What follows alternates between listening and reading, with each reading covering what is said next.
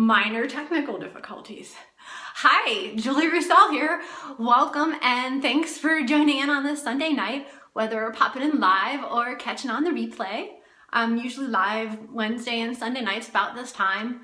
It may be one of the last few Sunday nights, but I'm definitely due to activities, sports, and school, but I'm pretty sure that I'm keeping, Wacky Wednesday.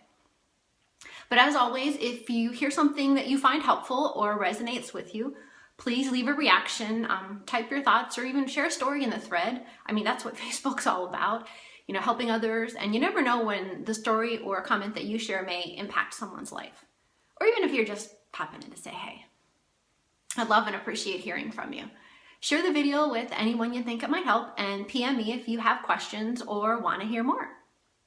I'm happy to share the things I'm learning, and I hope that they help you. Hi, John. Hi, Tiffany. Hi, Carrie. Hi, Carrie. Thanks for joining in tonight. It's great to see you guys popping in. Some of you, it's been a really long time. It's good to see you, though. So let me get started and start with the question for the night. When you feel fear, what do? And is it preventing you from living the life that you've always wanted? Now, would you please leave a comment in the thread, unless of course you're afraid because it's a live video. But while you're thinking and typing, I'll continue. Fear, the unwillingness to face the unknown, something unpredictable that we're afraid of, we can't control it. And when we feel fear, what happens? Your heart's pounding and you have a dry mouth and you can't breathe, you have a cold sweat, you feel like you want to vomit. Yeah, absolutely. Fear of the unknown. And it happens because our mind believes that that is something that's dangerous to us. And we want to pull back, we want to hide, we're absolutely paralyzed with what's going on. And when does this fear happen? Obviously it's times when it's mortal danger, when it's warranted, but other times it's things like giving a speech, trying out for a sport, moving to a new area, making a job change, starting a live video, or just, you don't know what's going to happen tomorrow. And, in ancient times, this thing like what's happening tomorrow, the eclipse, would be popping up and it would cause changes in behavior, health, lives, events. Because, back then, life revolved around the big, beautiful yellow ball. They were dependent upon it for light, food, religion. And when something crazy happens and the sun is suddenly covered by this big black disc, everybody would panic. There's chaos, there's deaths, there's, fear of a world ending. Over time, though, people learned that it wasn't something to fear as much, but others came to believe that it's a time of energy, a change, leadership, wipe the slate clean, start over again. And, there's no scientific proof that a solar eclipse is going to, really affect human behavior, health, our environment. But I know that fear sure does. Your mind thinks and believes something that is to be afraid of. We begin to fear it. And then those fears kind of become reality. For example, when you sit there and tell yourself every day that you can't do something, well, of course you can't. If you can't ride a bike, you can't talk in front of people, you can't do a live video. Well, no, of course you can't. You've already decided that you can't, so your body's going to tell you the same thing. Even with the eclipse happening tomorrow, in this day and age, people still have an abundance of fear. They're stocking up on supplies. This is the end of the world. We're hiding, paralyzed with fear. And it still comes down to the same thing, fear. And that's what holds us back from having the life that we want, because we're afraid to step out of the new. Right, Carrie, solar eclipse. Which child are you going to sacrifice? I love it. We're afraid to take a step out of our comfort zone into the unknown, because we're worried about what people think of us. We're worried about a change. We're worried about making a simple decision and how that will affect us. Should I join this company? What if I fail? Is this the right timing for me? Being a leader, being successful, it's a risk. Gosh, I don't know if I can handle that. or even just a loss of control. And we see fear as something bad to be avoided at all costs. And I'll be honest, you battle fear every day, whether it's running a business, living your life, or even just out and about talking to people. You struggle to just slap some duct tape on fear's mouth every day, tell it to sit down and shut up, just so you can do the things that you need to do. Is it easy? No. But it does get a little bit easier to battle it and not allow it to paralyze you like it used to. If you learn to slap the duct tape on fear's mouth more often, you can do more than you ever thought you could.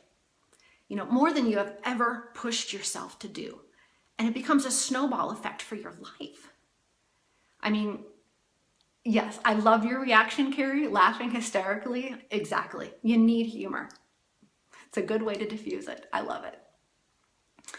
And I totally lost my train of thought. Gosh, I'm so easily distracted.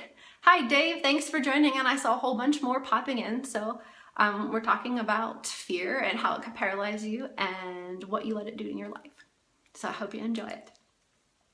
But as I was saying, you can't get rid of your fear completely. It's still going to be there, but it gets easier and easier to ignore it and not let it affect you like it used to.